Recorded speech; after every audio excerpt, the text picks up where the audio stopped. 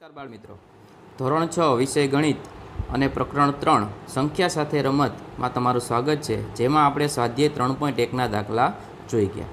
આજે આપણે જોવાનું છે અવિભાજ્ય અને વિભાજ્ય સંખ્યાઓ. તો અવિભાજ્ય સંખ્યાઓ કઈ છે અને વિભાજ્ય સંખ્યાઓ કઈ છે? તો સામાન્ય સમજ મેળવીએ કે અવિભાજ્ય સંખ્યા એટલે કે તેના ફક્ત બે જ અવયવ હોય, એક સંખ્યા પોતે અને સંખ્યા એક. આ બંને અવયવ હોય એટલે બે જ અવયવ હોય એને અવિભાજ્ય સંખ્યા કહીએ છીએ. ઉદાહરણ તરીકે આપણે 7 લઈ લઈએ તો 7ના અવયવ કેટલા? બે જ, 7 અને 1. અને વિભાજ્ય સંખ્યા એટલે બે કરતાં વધારે અવયવો હોય તેવી. તો અહીં પાઠ્યપુસ્તકમાં હવે આપણે સંખ્યાના અવયવોથી પરિચિત છીએ. આ કોષ્ટકમાં ગોઠવેલ થોડી સંખ્યાના અવયવોની સંખ્યાનું અવલોકન તમારે કરવાનું છે કે સંખ્યા આપેલી છે કોષ્ટકમાં, એના અવયવો અને અવયવોની સંખ્યા આપેલી છે. હવે અહીં તમારે સંખ્યા 1 આપેલી છે તો એના અવયવો કેટલા થાય? 1. અવયવોની સંખ્યા 1. એવી જ રીતે સંખ્યા 2, તો સંખ્યા 2ના અવયવ કેટલા? 2. 1 અને 2. 3ના 1 અને 3 એટલે કુલ કેટલા? 2. સંખ્યા 4ના અવયવ કેટલા? 3. 5ના 2. 6ના અવયવ કયા કયા છે? તો કે 1, 2, 3 અને 6 એટલે કુલ 4 અવયવો છે. 7ના કેટલા છે? 1 અને 7, થોડી વાર પહેલાં જ વાત કરી આપણે, એટલે કે કુલ 2 અવયવ છે. એવી જ રીતે સંખ્યા 8, તો સંખ્યા 8ના અવયવો કયા? 1, 2, 4 અને 8 એટલે કુલ સંખ્યા કેટલી અવયવોની? 4. ત્યારબાદ 9, તો 9ના અવયવો છે 1, 3 ને 9 એટલે કે સંખ્યા કેટલી? 3. 10ના અવયવો કયા? 1, 2, 5 અને 10 એટલે કુલ અવયવોની સંખ્યા કેટલી? 4. એવી જ રીતે સંખ્યા 11 છે, એના અવયવો 1 અને 11 એટલે બે જ અવયવો. અને સંખ્યા 12, તો 12ના અવયવો કયા છે? આપણે ખબર છે 1, 2, 3, 4, 6 અને 12 એટલે કુલ 6 અવયવો છે. એની સંખ્યા અવયવોની કેટલી છે? 6. ત્યારબાદ આપણે શોધી શકીએ કે સંખ્યા 1 પાસે ફક્ત એક જ અવયવ એટલે પોતે જ છે, અને બીજી સંખ્યાઓ છે જેના બરાબર બે અવયવો છે, જેમાં 1 અને સંખ્યા પોતે છે. આવી સંખ્યા 2, 3, 5, 7, 11 વગેરે છે. આ સંખ્યાઓ અવિભાજ્ય સંખ્યાઓ છે. તમને થોડી વાર પહેલાં જ્યારે આ વિડીયોની શરૂઆતમાં જ મેં વાત કરી કે જે સંખ્યાના બે અવયવ હોય, એક સંખ્યા 1 પોતે અને બીજું સંખ્યા 1. આ સિવાયની કેટલીક અન્ય અવિભાજ્ય સંખ્યાઓ શોધવાનો પ્રયાસ કરો. તો તમે સંખ્યા 13 જોશો તો 13ના અવયવો કેટલા આવશે?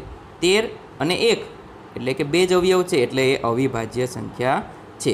આ સિવાય 4, 6, 8, 9, 10 વગેરે સંખ્યા બે કરતાં વધુ અવયવો ધરાવતી સંખ્યા છે. આ સંખ્યા વિભાજ્ય સંખ્યા છે. તો વિભાજ્ય અને અવિભાજ્યનો સામાન્ય તફાવત એટલો છે કે જે અવિભાજ્ય સંખ્યા છે તેના બે જ અવયવ મળે, કાં તો એ સંખ્યા પોતે અને સંખ્યા 1.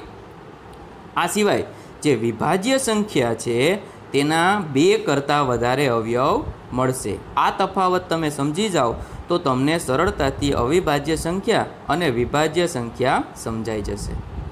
હવે 1 એ વિભાજ્ય કે અવિભાજ્ય સંખ્યા નથી. આ એક વાત યાદ રાખજો, જ્યારે પણ ખાલી જગ્યામાં અથવા પ્રશ્નમાં પૂછાય કે 1 એ સંખ્યા અવિભાજ્ય છે કે વિભાજ્ય, તો સંખ્યા 1 એ અવિભાજ્ય કે વિભાજ્ય સંખ્યા નથી. બે કરતાં વધારે અવયવો ધરાવતી સંખ્યાને વિભાજ્ય સંખ્યા કહેવામાં આવે છે. તો આ વાત યાદ રાખવાની રહેશે કે બે કરતાં વધારે અવયવો ધરાવતી સંખ્યાને વિભાજ્ય સંખ્યા કહે છે. કેવી સંખ્યા કહેવામાં આવશે? વિભાજ્ય સંખ્યા.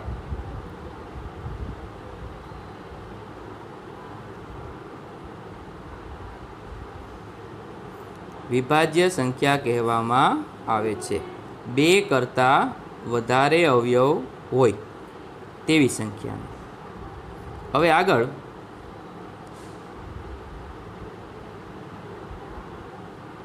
સંખ્યા 15. શું 15 વિભાજ્ય સંખ્યા છે? શા માટે?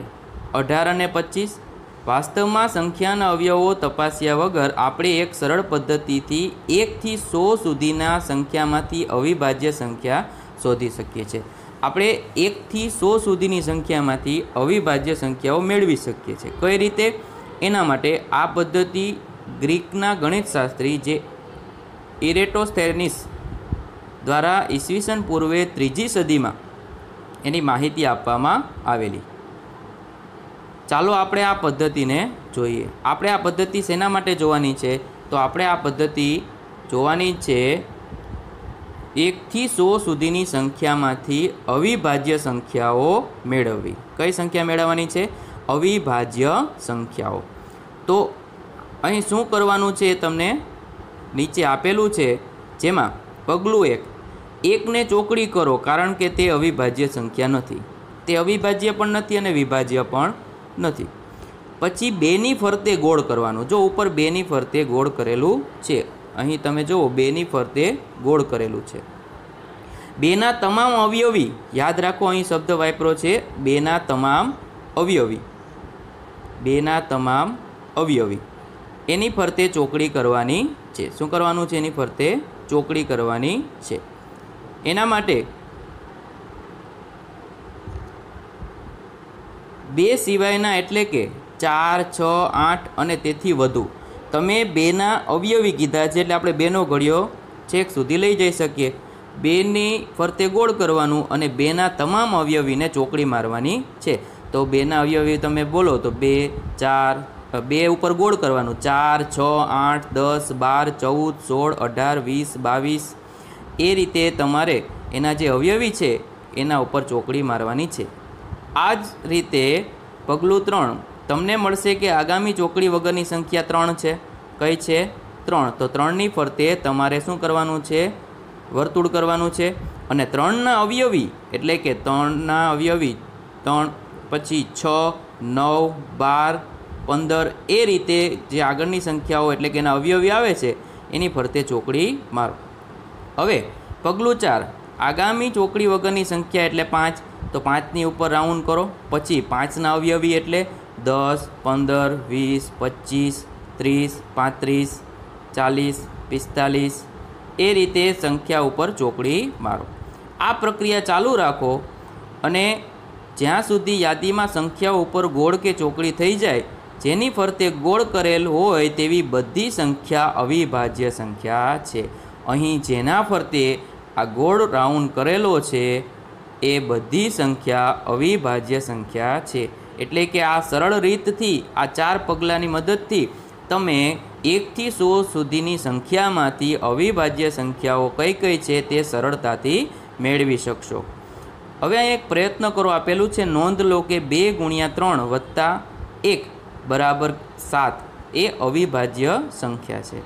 અહીં અવિભાજ્ય સંખ્યા મેળવવા માટે 2ના અવયવીમાં 1 ઉમેરવામાં આવે છે.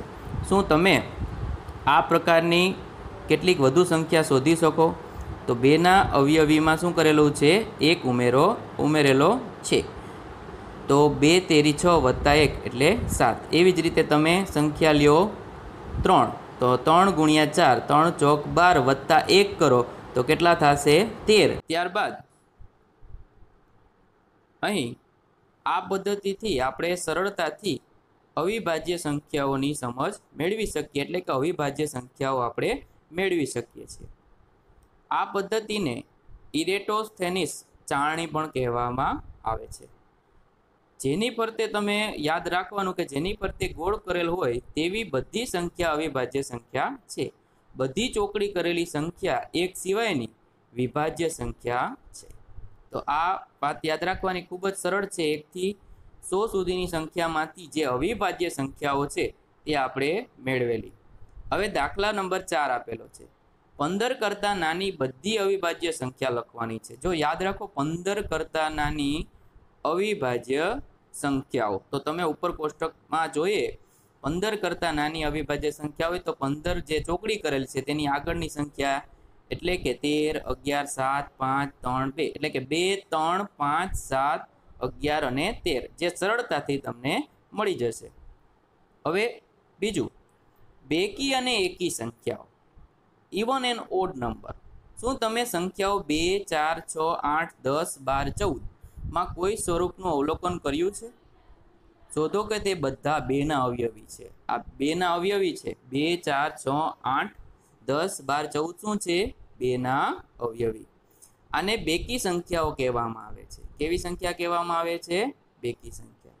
બાકીની સંખ્યાઓ એટલે કે 1, 3, 5, 7, 9, 11 ને એકી સંખ્યા કહે છે. કેવી સંખ્યા કહેવામાં આવે છે? એકી સંખ્યા. તો અહીં આપણે બેકી સંખ્યા અને એકી સંખ્યાની માહિતી મેળવી. આ સિવાય અવિભાજ્ય અને વિભાજ્ય સંખ્યાઓની પણ માહિતી મેળવી. ખૂબ જ સરળ છે. વિભાજ્ય સંખ્યા કોને કહેવાય અને અવિભાજ્ય સંખ્યા કોને કહેવાય. હવે પછીના વિડીયોમાં આપણે સ્વાધ્યાય જે 3.2 છે એ આપણે જોવાનું છે. અને આ જે એકી સંખ્યા અને બેકી સંખ્યાઓ આપેલી છે તે ખાસ તમારી નોટની અંદર નોંધી લેજો. કઈ સંખ્યાને બેકી સંખ્યા કહેવાય અને કઈ સંખ્યાને એકી સંખ્યા કહેવાય છે. હવે તમે ચકાસી શકો છો કે 2 આંકડાની સંખ્યા અથવા 3 આંકડાની સંખ્યા બેકી સંખ્યા છે કે નથી. તમને કેવી રીતે ખબર પડશે કે 7,56,482 જેવી સંખ્યા બેકી છે? તેને 2 માં આપણે વિભાજિત કરીએ અથવા 2 દ્વારા વિભાજિત કરીએ તો એ બહુ પ્રક્રિયા કંટાળાજનક લાગે છે. આપણે જાણીએ છીએ કે 0, 2, 4, 6, 8 જેવી સંખ્યા એકમના અંકમાં આવતી હોય, એટલે કે આવી સંખ્યા જે સંખ્યાના એકમના અંકમાં 0, 2, 4, 6 કે 8 આવતા હોય તો તે બેકી સંખ્યા છે. તેથી 350, 4,062, 59,246 બેકી સંખ્યા છે. હવે એની જગ્યાએ 457, 2,359, 8,231 કે જેના એકમના સ્થાન ઉપર 1, 3, 5, 7 કે 9 આ બધી એકી સંખ્યા છે. તો તમારે એ વસ્તુ યાદ રાખવાની કે જે સંખ્યાના એકમના અંકમાં 1, 3, 5, 7 કે 9 આવતી હોય તો એ બધી એકી સંખ્યા છે. ભલે તે 2 અંક, 3 અંક, 4 અંક કે 5 અંકની હોય. અને જે સંખ્યાના એકમના અંકમાં 0, 2, 4, 6 કે 8 આવતા હોય તે સંખ્યા ભલે એ 2 અંકની હોય, 3 અંકની હોય કે 4 અંકની, તે બેકી સંખ્યા છે. તો હવે અહીં થોડાક રસપ્રદ તથ્યો આપેલા છે. કઈ બેકી સંખ્યા સૌથી નાની છે? તો તમે કહેશો કે 2. 2 છે એ સૌથી નાની બેકી સંખ્યા છે. હવે બીજો પ્રશ્ન, કઈ અવિભાજ્ય સંખ્યા સૌથી નાની છે? તમે કોષ્ટકમાં જોઈને કહેજો કે સંખ્યા 2 એ કેવી છે? સૌથી નાની અવિભાજ્ય છે.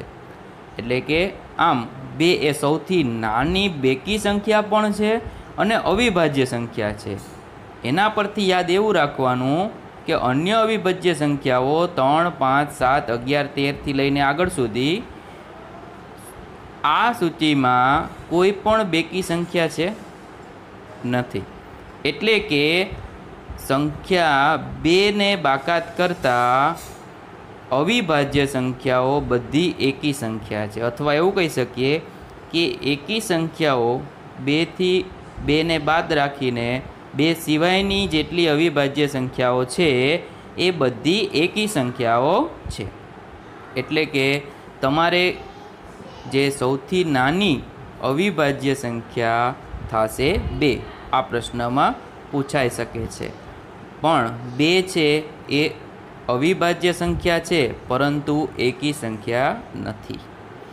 સંખ્યા 2 એક જ એવી સંખ્યા છે કે જે અવિભાજ્ય છે અને બેકી છે. આ સિવાયની બધી સંખ્યા અવિભાજ્ય સંખ્યાઓ એકી સંખ્યા છે.